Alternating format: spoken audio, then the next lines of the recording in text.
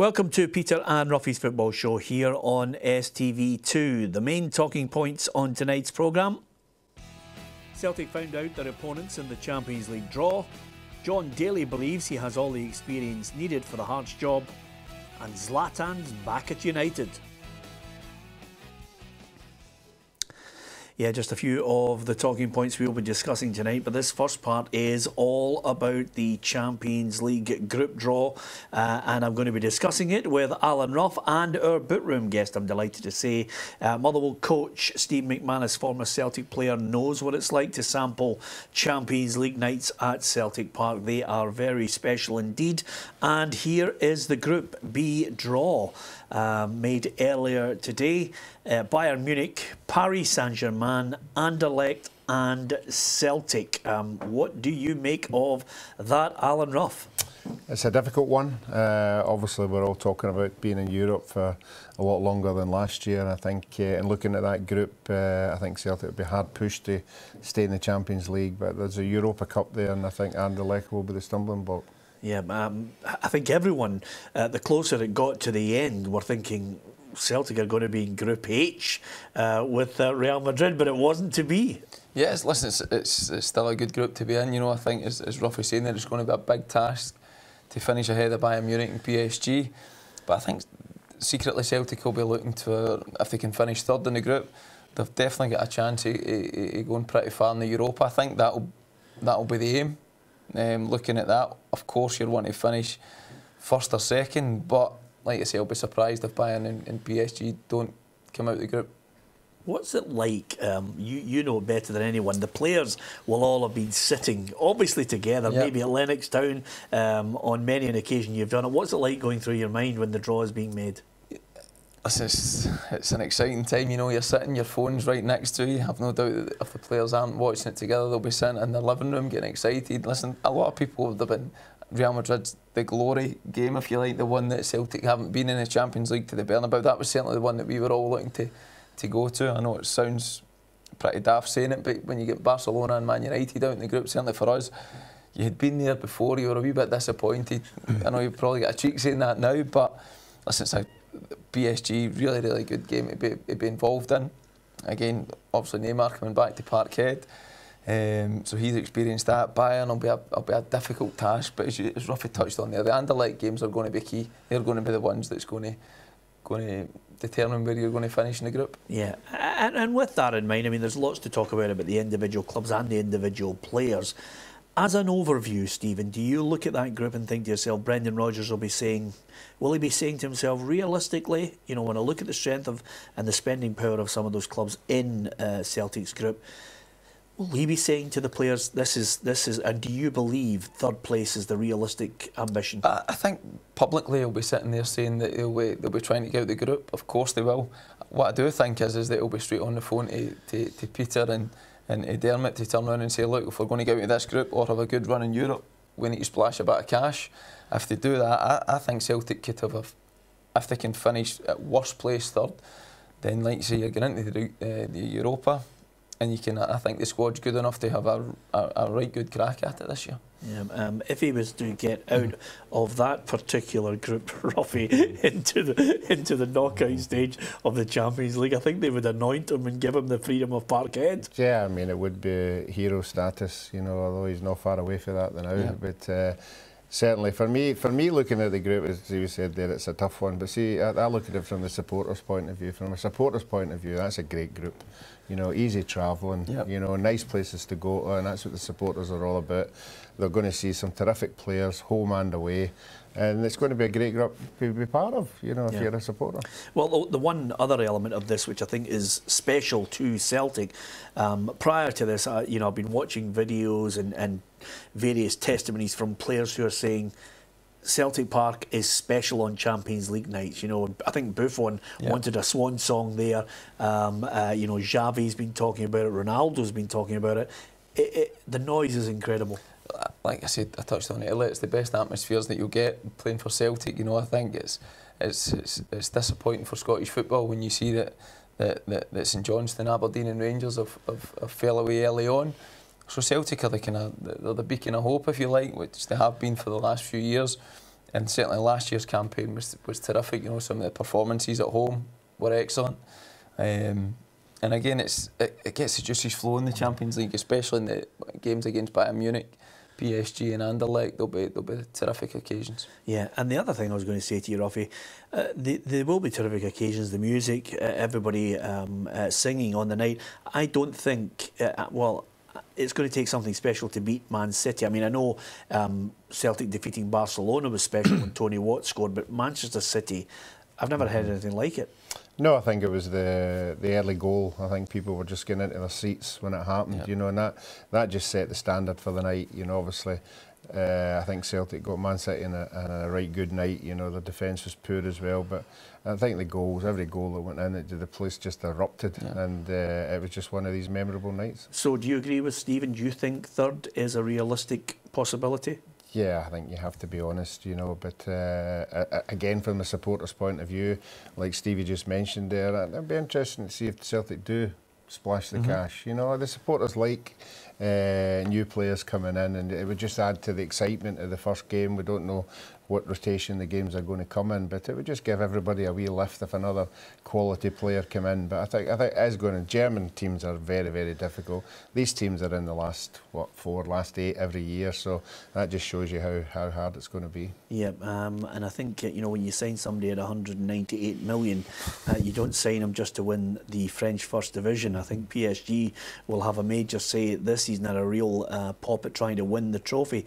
As far as the other runners and riders in this Champions League draw, here's how it all panned out for some of the other teams. Ruffy, I thought Group H was on. It would have been called the Group of Death. I think the Apoel team at this moment are just thinking to themselves, well, let's have a holiday, because Tottenham Hotspur, Borussia Dortmund and Real Madrid. Yeah, Group H, it looked as if it was going to be Group H. I think, if we're all honest, as Stevie said, Real Madrid is what the supporters wanted, and it looked as if it was going to be that way for a wee while, you know, and obviously it wasn't. But you know, I think when you're looking at the group, there are a couple of groups. If you looked at it, you would be saying to yourself, well, maybe there would have been a chance if we could get out of that group. You know, we look at 2 or 3 of them, you know, if you really study them. But I think the Champions League's always a bit big teams, big names coming to your park and enjoying the nights. Yeah, I think the Celtic fans will be happy with the standard of the group that they're in. I think some of them, Real Madrid might have been a disappointment for them. I think some of them may well have thought that it was, you know, preordained that Brendan would be heading back to Anfield as well. You know, a little Liverpool game. Listen, I think you know what you're going. You know you're going to get 2 big clubs. When you're in pot 4, you know you're going to get two of the big wigs in Europe. So it's. Listen, the most important thing, Celtic are there. They've banked the money from qualifying. I think anything else that you can get is a bonus in the Champions League. Like I say, anything can happen. There's, of course, it's an outside chance that they'll qualify from the group stages of the Champions League, but you never know. You never know it. But I think deep down they'll be pleased with the group. And just picking up on the last point in Celtic before we eventually get your thoughts on who you think is going to win the Champions League, but Ruffy, Stephen said something there which I think is very pertinent to the board and what they have to consider now, which is splashing the cash. Where would you like to see it splashed with the money they have? And they have a lot of money banked. Yeah, I mean, I've said it year on year. I would like every big club seems to have a number 10. I mean, a quality midfield player, somebody who pulls the strings, somebody who can give you that wee bit of magic. But we know they cost lots of money, and it's identifying them as well. It's just somebody right in the middle of the park who could do something special. Yeah, just that's all you'd think? One well, if Dembele's staying, we know you can score goals at that level. Yeah. Strangely enough, if I was looking at the squad, Stephen, I would say, you know, almost certainly I like a number 10 striker, and almost certainly a dominant centre half to play alongside Simonovic. When you look at it just now, you know, you've got. I think if Patrick Roberts comes in, I think it'd be a tremendous signing. I think the fans know what they're going to get. He's somebody that can turn a game on its head in an instance. I think a centre half, when you look at Simonovic, has picked up a few injuries. Sviatchenko's picked up a few injuries, so that might be an area to strengthen. It'll be interesting to see what they do in the goalkeeping situation as well. You know, I think because Craig Gordon's been terrific, but if something happens to him, I think Craig Gordon will be your number 1. But if he picks up an injury, you know, I'm not so sure that they've quite got the replacements that of the same standard as Craig Gordon. So, but listen, I think it's areas of the pitch that, in my opinion, it's forward players that win you football matches. So as Ruffy says, whether it's a 10, a 9, I think Lee Griffiths and Dembele are excellent. I think they're proven now at this level. So it'll certainly be interesting. I think it's important that they bring players to strengthen their 11 rather than to strengthen the squad. Yeah, it's a good point that you make indeed. So there you have the draw in its entirety. Celtic, it's Bayern Munich, Paris Saint-Germain and Anderlecht. So from Champions League football, we are going to switch our attention to how Stephen's doing in his coaching role at Motherwell. We'll also hear from Hearts' John Daly, Aberdeen's Derek McInnes as well. But as ever, we always like a competition. It's McManus against Ruff. I wonder who's going to come out on top with our first sporting question with a bit of music and movies thrown in.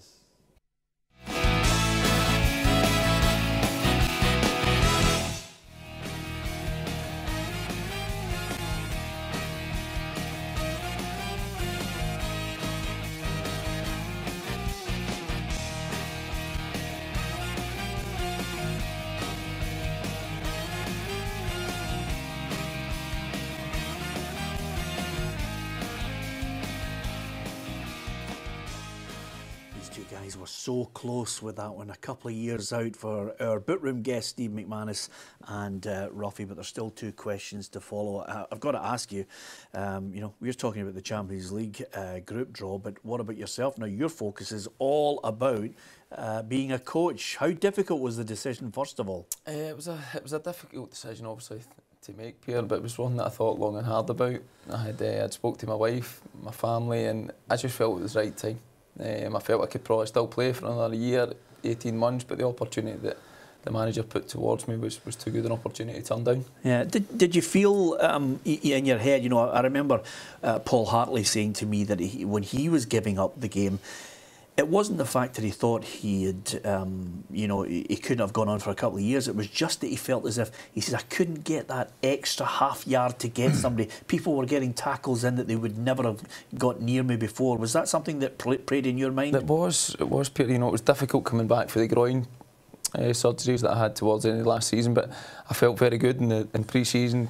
The long distance kind of stuff was fine, but when it came to the kind of sharper stuff, I was maybe a yard away from blocking a shot. A centre forward was running across me. I was a yard just too slow. But again, it was the opportunity that the manager put towards me that was too good to turn down, like I said. But at the same time, I always felt I wanted to go out on my terms. I wanted to decide when it was the right time for me, rather than in a year's time maybe getting told by Motherwell, look, there's no contract offer for me, or going down to a lower level. It wasn't something that appealed to me. That was just me personally, and the coaching, something that I've always been doing for the last few years. So I've just felt it was the right time. Yeah, I mean, I've got to ask you this: is there a moment where I'm sure you had this moment as well, Ruffy, where you actually have to start the coaching with, you know, the boys, and is there a wee bit of nervousness involved? It was in the first day. I think the manager, the boys had a slight incline, some of them, because you were going up to Ross County and whatnot. You were in the strip, you were involved in the warm-ups, which the manager wanted me to do. So I think they had an inclination that something was going to happen. I think it was a bolt for the blue to the majority of them when I decided to retire. But the coaching's something that I've always enjoyed. It's something that I've looked at, and it's always intrigued me. So I just felt, like I said, it was the best option for me at this time. And listen, the club have been great, Peter. You know, the manager's been very good. The coaching staff have been very welcoming towards me. The boys have gave me a bit of stick when I turned up in the training kit with the initials on it, as you can imagine. But it's all been great fun. And now that's it. It's as if your career finished a few years ago rather than last week. Yeah, ending coaching, the ultimate thing for you is you want to be a manager one day. I think just now, Peter, the way I look at it, I think not all coaches can manage, but I think all managers, the majority of managers that I've worked on, can all coach. So I think the coaching side is something that you want to gain the experience for the next couple of years, and then when the time's right, management's definitely going to be the end game. But I think it's important that you earn your stripes. The job that I'm doing just now is allowing me to do that, going between the first team and also assisting Stephen Craigan with the 20s, but also having the under 17s, which is then going to change to under 18s to be the head coach there it's a great development phase for myself. Yeah. Will you have that moment where you can hear the echoes of voices from the previous managers just influencing the way you coach? I've said to you before that I've been really lucky with all the managers that I've worked under. I've been excellent managers. You know, they've been really top managers, and you've tried to pick their brains all the time. You've picked up different things that you've learned from them, some good, some not so good. But I think it's important that you be your own man as well, your own person. And I think I always look at the teams that you've played in, they've always been a kind of reflection on the manager or the head coach, them as an individual. So, like you say, you're learning your way in the game with it. You'll make mistakes, but it's certainly you're working under good people at a good football club, which certainly helps. I was going to say, Steve, he's actually starting off at a good footing, because Motherwell are notorious for bringing in young players. Yeah. You know, so starting with 17s, and I suppose watching them coming through and maturing into the first team will be something else that you'll be looking forward to. Listen, I've been doing it for the last 4 years, roughly, and every Monday night and every Sunday morning, which can be time consuming as well, you know, when you've got a young family, but you're preparing yourself for that moment. And now you need to be fair on the lads as well. You know, they were getting me on a Monday night, they were getting a different coach on a Wednesday night, then somebody else on a Friday. So now you've got where it's your side, you can do whatever you want with them. The academy at our place is terrific. You know, Scott Leach does a tremendous job, and it's a club that's definitely in the way up, and the manager's very good as well. Like I say, he's the one that's drove this for me to get me involved with his staff, and daily, obviously, meetings, you're involved in everything, every decision that's made, which is great. And like I said, I think a lot of people maybe wondering the relationship. Stephen Robertson was trying to force me out the door. Nothing could have been further from the truth. He's somebody that I've always, since he came into the club, you've always gone very well with. Yeah, well, let's talk about Motherwell, because he's been having a chat today. He's been talking about the qualities of Cedric Kipre. How good is he? He's very good. You know, he came in at 20. He's got tremendous attributes. You know, he's young, he's quick, he's strong.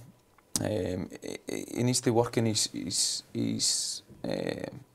defensive position at times, but again, that comes with more experience and the more games that you get and the more games that you play.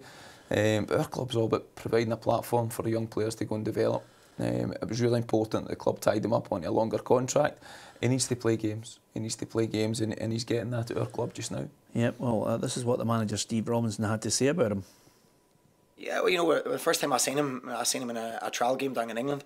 So I had a real belief that he had the tools to, you know, go very far in the game. So we brought him in and looked at him, and we just felt we needed to put him up on the same level as the other first team players, because he is a first team player. You know, when you bring a young boy in, it's always a bit of a gamble, as a lot of our players are at times. But you know, he's really come to fruition, and I thought he deserved that extension, and you know, obviously to give us that little bit of security as well.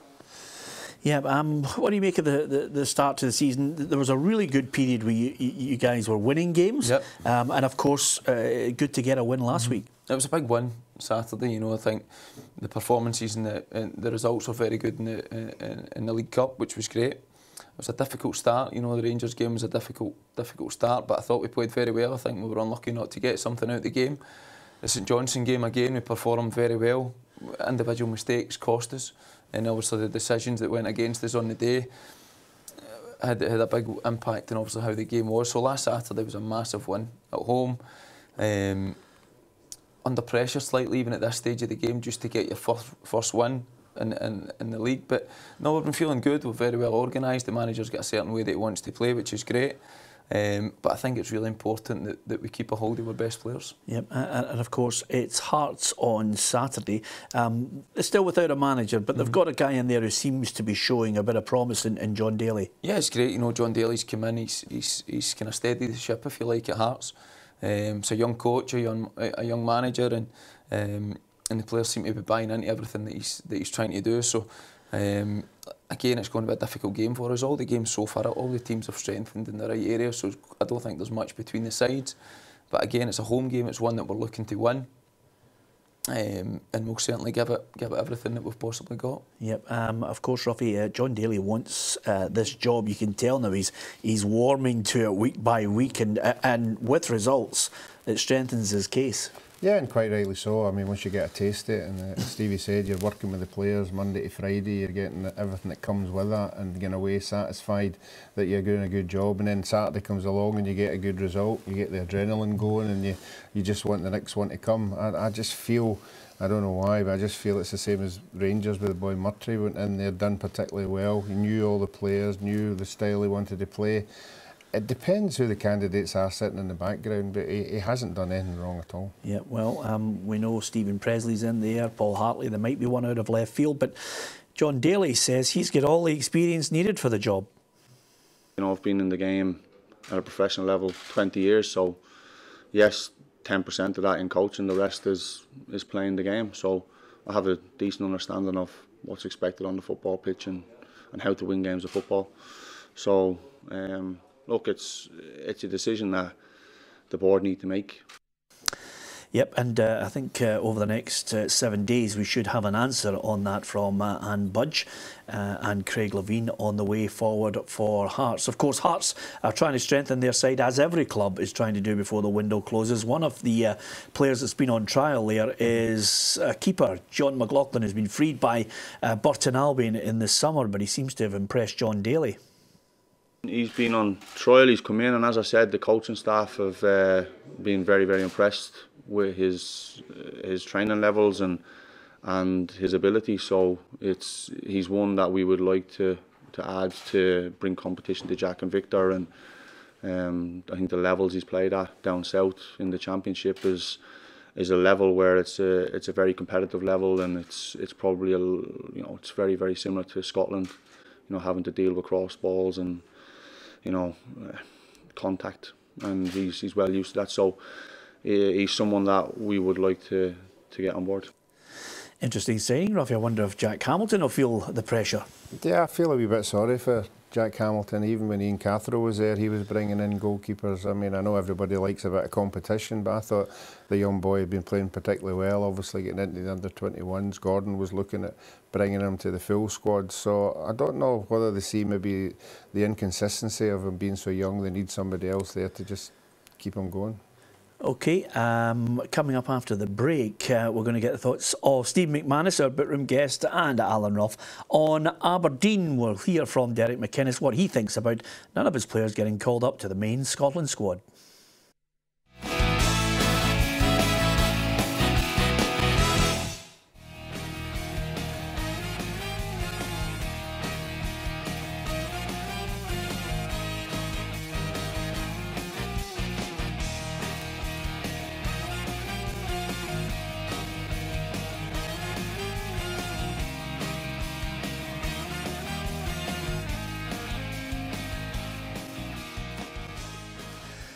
There's nothing worse than Ruffy looking to Steve McManus as if to say, one up, can you fight back from that, eh? 1959, well done to you, Ruffy. I think St Mirren gave it up for you right away as soon as you spotted that. Yeah, I was trying to guess, and when I started playing football, obviously I don't remember them, winning anything then, so I've just taken a guess and went back 10 years.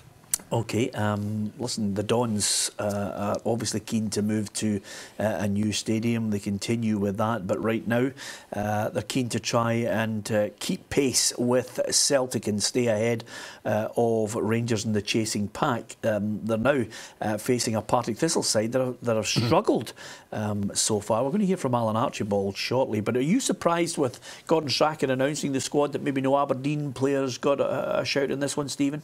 I think if you're Kenny McLean, Graham Shinney and Callum McGregor, you'll be disappointed not to be in the squad, because I don't think they've done a lot wrong. But I think midfield's an area that we're very strong. I think we've been very strong there for the last few years. So listen, they just need to keep knuckling down and playing away the best they possibly can. I think the biggest thing Callum McGregor's got on them, for example, is that he's going to be playing Champions League football. I think Graham Shinney and Kenny McLean, because they're not playing at that European stage, it puts people slightly off them. But listen, I think they're two very, very good players, and I certainly think if they're in the squad, they wouldn't make the squad any weaker. Yeah, here's what Derek McInnes had to say about no Dons in that Gordon Strachan squad. Yeah, I think it's always disappointment. Disappointment gets less because you're not really anticipating the players to be in. You know, I think it's difficult to get into the squad, and you know, I've said before, the players might have to just be that bit more patient and keep their own performances high. So I wasn't totally surprised, or I wasn't expecting any of my players to be in the senior squad. Well, you're always hopeful. I think in the under-21s we're delighted that both Scott McKenna and Scott Wright have been called up. I think it's a good boost for both lads and well deserved. I'm not sure if Derek's taking a thinly veiled swipe there or not, Ruffy, on it if he's not expecting it. But again, I'm sure he's of the opinion. I'm sure he'll have chats with Gordon Strachan on this. I mean, if there was a centre half who was so dominant, they'd be walking straight into it, because that's the area where we're weak. Yeah, I think deep down, as Stevie said there, that he maybe would have expected one of them, if you're announcing a pool of 27, even to just take them along, you know, give them the experience, and you know, so you're having a good season, going back to his club, it keeps everybody on a high. But as we've spoken on numerous occasions, Gordon's very loyal to the players that he's had. Unless you've done something wrong, you're not going to fall out of the squad. You know, if you're playing at a high, consistent level, and he's got Mark McGee down in England watching them all, as long as you're playing well within your club, then I don't think you're going to fall out. Yeah, Ruffy, there's a moment of honesty coming up here, and you're going to have to be honest as well. It's as simple as this. We're going to have to. This is going to be an uneasy 2 minutes, right? When I mention this to you, but all and sundry slaughtered you and Gary Caldwell, and they would jump through hoops to get you guys back. Now, you know, when you think about the dearth of talent we have at centre half, you know, and you guys, you know, playing. I mean, France springs to mind, yep. Home and away, all those types of performances. But we still, no disrespect to the Grant Hanleys of the world, we just do not have players like yourselves who are playing Champions League football at a high level. That's the key, Peter. You know, that's certainly for us when we were playing group stages of Champions League. We were playing the last 16, 2 years in a row. It gives you that belief, that self-confidence that when you play at that level, in my opinion, it's probably a higher level than some of the teams that you play against at international level. But I think the most important thing, certainly I found when you were playing week in, week out at a high level, it was difficult when you were out the side to try and play at a consistent level at international level, because it's a very, very high level. So when we were playing in the Champions League, it gave you that bit of belief and that bit of self-confidence to know that if you were playing at that level, international level would be no problem at all. Yeah, we've got a couple of games coming up for Scotland. Are you optimistic? Do you think Gordon needs to take 6 points out of 6 from Lithuania and Malta? I think so. You know, I think the campaign, it was a slow start. But I think, listen, Gordon's done a tremendous job. You know, he's dodged a few bullets, which he's thick-skinned and he knows what he wants. I said it before, I've always thought he was the right man for the job. That's not because of the relationship that I've got with him, that's because I think he's the right man for the job, and I still believe that. Yeah, Lithuania, special memories for yourself. Yeah. Scored the goal against them, is that right? Oh, getting blasé now as a coach, forgotten all about that, Ruffy. Exactly. He can remember every save he had. No, listen, I think we won, was it 2-1 we won that day? Yeah. I think you got a late goal. I think so. Listen, great occasions, you know, no matter any time you represent your country, but certainly to score for your country it was a great feeling. There were difficult games, you know, any time you play for Scotland, you're not really dominating the ball as much as what you were, for example, in our Celtic sides, where you were constantly on the ball. So it's a whole different feel. But great occasions, you know, memories that will last with you forever. You've not forgot about that one. Do you still have your caps and your tops? They'll be somewhere. I'm terrible that way. You know, see, same as you. Yep. They'll be in an auction in 20 years from now, when he wants to buy the third house. These kids will all start pulling them out, and that's the thing. I've got 2 girls off, you know, they're not interested in dancing. Well, I was going to say to you, that just tells me that your Scotland tops are being used as night dresses. That's what he. Go on, tell him the one that your daughters were wearing. My daughter had a Brazilian Zico top as a night dress. I don't know where it is now, right enough. I've not a clue. If you get a chance, could you try and find that, Ruffy? It's called a pension plan, to be honest with you. We were talking about Aberdeen. they're going to Firhill on Saturday. The Jags, I mean, they haven't had a great start. They've not had a great start, you know, but I think the job that both Alan Archibald done and Scott Patterson have done is incredible. You know, there seems to be a real feel-good factor up at the full club. You know, Jerry Britton and Scott Allison do it again. A terrific job with the Thistleweir Academy, you know, and they're producing young players. They're giving young players an opportunity. So they'll be in a similar stage to us. You're wanting to first and foremost stay in the league, but how high can you finish? You know, it was a tremendous season that they had last year, and they'll be looking to emulate that again this year. Yeah, as Alan Archibald has mentioned, no need for panic. We had a tough set of fixtures. We knew if we didn't take points from the early ones, it would put pressure onto these games, like your home game against Aberdeen and what's coming up round the corner. So, no, we've not harped on about it. All we've concentrated on really has been what we've took from the games we've played already. And the lads were disappointed. I was disappointed with last week's performance against St John's because I didn't think we'd done enough to go and win that game. It's now we've not won a game. Usually we've won a game by this stage. We certainly have. Usually, I don't think we've lost the first game in the season since I've took over. So that's been a big disappointment. But we've not had a look at the league table. We've not really looked at it and thought about it and panicked. The positive from it, we're still in touching distance to everybody else, but that'll not continue for a long time. We need to try and get that victory and make sure we concentrate. We know how strong Aberdeen are, but we need to make sure we're positive and try and win the game. Aberdeen, Ross County and Rangers on the horizon, Ruffy. Well, I know, as Stevie said there, it's really, really early in the season, but some teams have had an easier 3 games than others. You know, I mean, Partick had 2 away games and Celtic at home. Yeah. You know, if you're at the beginning of the season, you want to put points on the board, you would want at least maybe have 2 home games and 1 away, and none of them against the Old Firm. Alan will look at the fixture list and he'll look at what's coming up, and then he'll start saying to himself, well, this is when we should start picking up points. Yeah, absolutely. No need for panic for you. I think they play. I like the brand of football that he's got them playing. Yeah, that evening I was at the Celtic game, although Celtic dominated for most of the game. I thought defensively they did well. They never panicked. You know, they were quite comfortable on the ball. A couple of players never really played to their form, but I think against the teams round about them, they'll do well. Yep. Okay, a couple of bits of news I want to get your thoughts on, guys, before we get to the break. I just wonder if you know this player, St Johnstone. Obviously, you know, Tommy Wright continues just to not surprise everybody, just consistently produce the results with St Johnstone. But they managed to get Denny Johnson on a season-long loan. Yeah, it'll be a good signing. You know, Denny started off at Celtic, obviously, and then went, I think he was at Morton. I think Dundee United tried to buy him when he was at Celtic as a kid. So he's a big target man. He's mobile as well. So it gives St Johnstone another option up top. You know, I think Stephen McManus does a terrific job for them up front.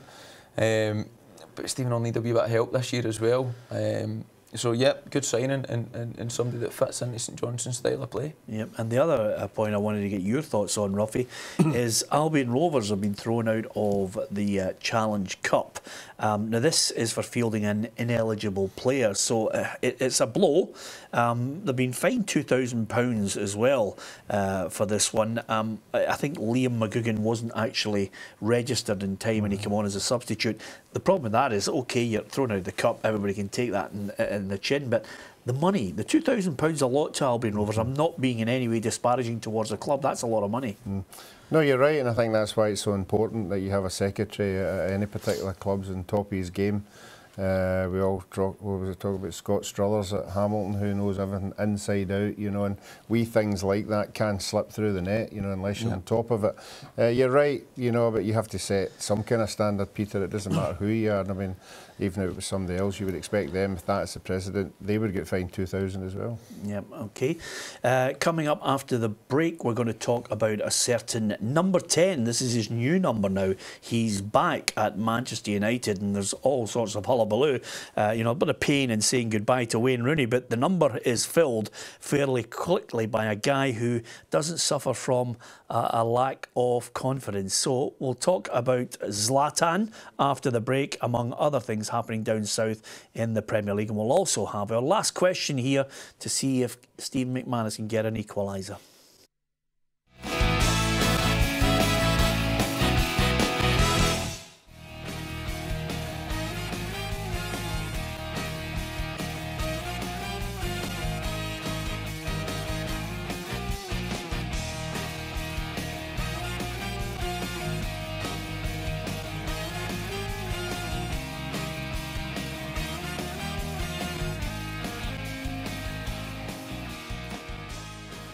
Yeah, there you are. 1971. I thought that Charlie George, when he lies flat out on the Wembley turf, Ruffy would have nailed it for you, but you were well away from that one. 4 or 5 years away for that one. But I'm still happy we won 1-0 up.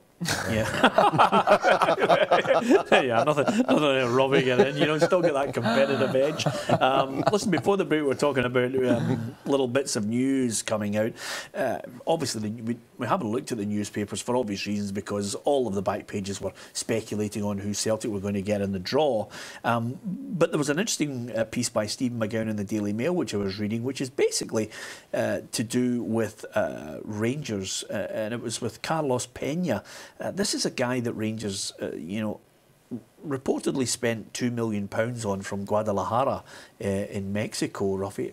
I mean, apart from a fleeting glance in the game against Hibs, I haven't seen hide nor hair of him. Mm-hmm. No, and obviously some players coming from different countries take time to settle. Might take time with the training, the environment that he's in. Longer than 7 weeks, Ruffy? Yeah, well, you don't know. Maybe he's got an injury. Maybe we don't actually know what's happening behind the scenes. But you would certainly have thought the way he was being talked up, he was going to be an immediate starter and he was going to make a dent in Scottish football. But we haven't seen it yet, and we'll just have to wait and see when it happens. Yeah, when you get medicals and things like that, Stephen, when you sign on for a club, the last thing you expect is someone to come in maybe so unfit or not ready to hit the ground running. I mean, if there's a medical problem or an injury, you think, should I be buying him? Yeah, listen, if somebody's not playing, it's straightforward. The manager obviously prefers other players. It's as simple as that, for whatever reason, whether it's fitness, whether it's he's maybe not fitting into the work ethic of the team. I've no idea. Or if the manager just prefers to go with other players, then that's the way it goes. What I would say is, if it's fair play to Pedro Caixinha, that if it's his players that he's brought in, if he's willing, if he doesn't feel he's up to it at this moment in time, that's not to say that he won't be up to it in a few weeks' time, but he's obviously going with the players who he feels are fit and ready to play. Yeah, well, you think at £2 million, Ruffy, he's somebody that's got a bit of talent that they would need. Yeah, you would obviously think that the Rangers manager would have had a budget to spend, and when you spend most of it on a player who's not, as Stevie says, not playing in the first team, then people start asking questions and wonder why. So only the people at Rangers will know the exact reason why that is. OK, if we're talking a player that's not fit to play at the moment, I'm going to talk now about a player that has been fighting back to full fitness, and I think a lot of people again had written him off, despite the fact that he proved so many doubters wrong about coming into the English game and starting, and I'm talking of course about Zlatan. As you are aware, Zlatan Ibrahimovic doesn't really suffer from an inferiority complex. He first posted out a picture of himself arm wrestling with Satan, and he's clearly emphasising, the fact I united it, is how he put out the tweet. Confidence abounds, Ruffy. Mm-hmm. Yeah, I mean, we all know the quality he's got, and I personally don't think he'll be a starter week in, week out. I think he'll be a player that will come in, possibly big games, to rotate the system. But to have that kind of player, available to come on or play him whenever you want, is absolutely fantastic. I do believe he's just on a pay as you play, but that's not bothering him because it's £100,000 a week. Yeah, I wouldn't like. I think Josie is a strong character at the best of times, but of course it's a low-key video from Zlatan as well on his Twitter with Manchester United as well. This is Zlatan announcing that he's back with a special number.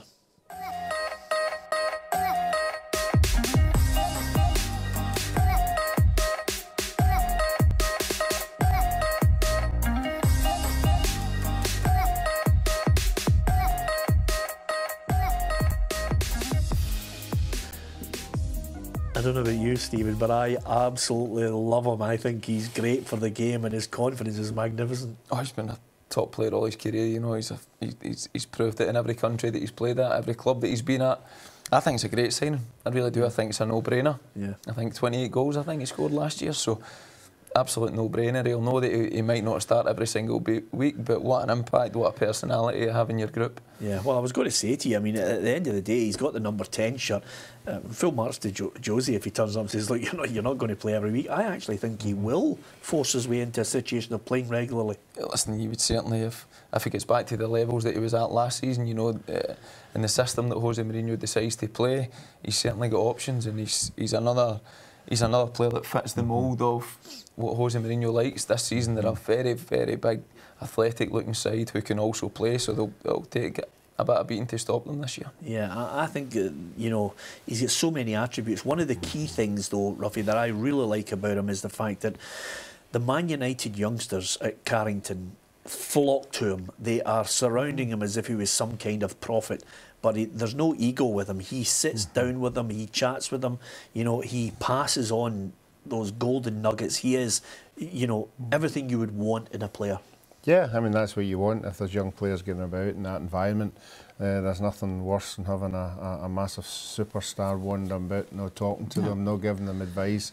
It's just disruptive, you know, you don't want that kind of guy about. But if that's what he's like, fair dues to him, because he's certainly got plenty of knowledge and plenty of in the game, you know. He's played practically everywhere and won just about everything, but I think he could up his work rate a wee bit. Yeah, absolutely. says the man who got a taxi when Bertie Auld announced long runs. Stephen, let's not be taking any coaching on him and getting fit. I've got to ask you this: what about? Because I completely lost it when I was thinking about him there. What about the money that's spent? I mean, he's gone on for another year, and now, you know, Manchester United have spent an absolute fortune. The English clubs have spent, you know, an incredible amount of money. I just wonder how they'll fare in the latter stages of, for example, the Champions League. They haven't been dominating it the way Michel Platini was scared of years ago. But again, I think there's so much at stake now for managers to bring success, instant success to clubs. You know, Guardiola's come in, spent a lot of money again this year. Mourinho spent a lot of money. You know, everybody's having a go at Conte because he's not been able to spend the money for whatever reason. If he's missing out on signing targets, I've no idea. So if these big clubs don't win trophies, they don't get success in the big tournaments, they'll lose their job. It's as simple as that. So you can understand why that they're starting to spend the money to fit the team profile. But that's, I think, where Jose Mourinho is very good. He knows which style of play he wants to play. He can vary it, and he's after the type of players that fit the bill that he's looking for. £1.7 billion has been spent in this summer transfer window in England. It's mind-boggling, some of the money that's been spent, especially on players that, you know, many a manager would consider mediocre. Yeah, but the big clubs, the big four or five, if you want to throw Tottenham into that, want Champions League. That's the ambition. I mean, I read a book. I think it was Roy Keane's book, and he wasn't particularly happy. He wasn't unhappy if he never won the championship, as long as he was in the top four. Yeah. Top four was the objective, to get to the Champions League and to win the Champions League. And I think to do that now, if you look at the taking Barcelona out the equation, I don't think you get anywhere in the Champions League if you don't have this striker. The striker that scores the winning goal at nothing each. And I would throw a goalkeeper into the bargain as well. Most top teams have a quality goalkeeper now, but the striker for me is the main man who wins games in Champions League. Yeah, with that in mind, Barcelona have signed, or I think they're just dotting the I's and crossing the T's on Ousmane Dembele. £110 million of the money spent from the Neymar transfer from Borussia Dortmund. That's the type of player that can get goals. That's the type of player that gets bums off seats. Well, that's what I'm saying. Any time the Champions League's on and you turn the telly on and if you just see the highlights, you're going to see a goal, a screamer for somewhere. You know, you're going to see something special. You're going to see somebody doing something special, and that's what makes the Champions League so good. Yeah, the only thing I would say is, do you see it being the usual suspects when it gets to the final? I think so. You know, I think Real Madrid are going to take a bit of beating this year. I think Man United will be up there as well. Man City are going to be an interesting one. I think defensively, I think there's still question marks over them, even though they've spent an unbelievable amount of money in fullbacks. Barcelona are obviously going to be there or thereabouts as well. Juventus will probably be there or thereabouts again. So it's going to take a very strong side to prevent one of the big three, if you like, big four. Yeah, if you could turn back the clock, is that the type of night that you would play again, one of those nights? Especially at Parkhead, you know, they're the best nights that you can imagine. I think it's really important for Scottish football that you've got Celtic in the mix with it. You know yourself, you get a buzz, you get a feel for it, going to the games, in the lead up to the game, those are special nights. You know, the fans love them, the players love them, and that's why Brendan Rodgers has probably came to the club, because he's been given a platform to play at that level. Yeah. Well, listen, I know Champions League nights are not on the horizon for you now, but for the coaching, Ruffy and myself wish you all the very best. I think it's great, the experience. I don't think it'll be too long before you're sitting in a manager's chair, maybe 5-10 years from now, and dodging every question we put to you. Or every phone call. The mobile will definitely change, Ruffy. We wish you all the very best. Thank you very much to Stephen McManus, plying his trade at Motherwell as a coach now. We do indeed wish him all the success in the world. Join us tomorrow on the programme. We'll undoubtedly hear from Brendan Rodgers on that fabulous Champions League draw. David Friel of The Sun will be our boot room guest. From Steve McManus, Alan Ruff and myself, Peter Martin. Good night.